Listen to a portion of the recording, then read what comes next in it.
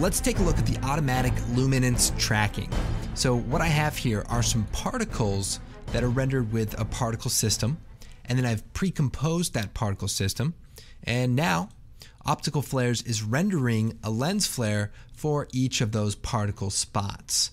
And we're creating a lot of lens flares automatically from those light spots. And it's also tracking the brightness, the scale, and the color of the size of each of these particles. Let's take a look at setting this up. So we'll delete the optical flares, we'll turn our pink particles back on, and we'll create a new solid.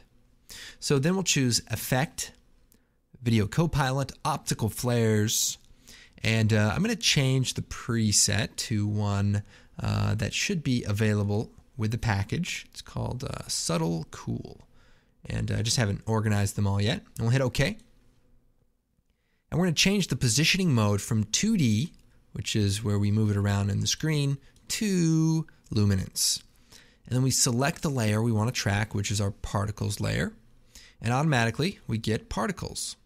Now I want to change the brightness compensation, so if we turn that down, our particles won't be as bright, and there we go.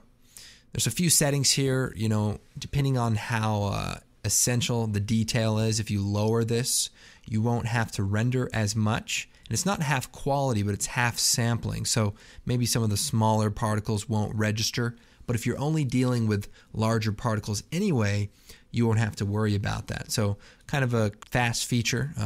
You can choose not to track the color and just use the color of your lens flare.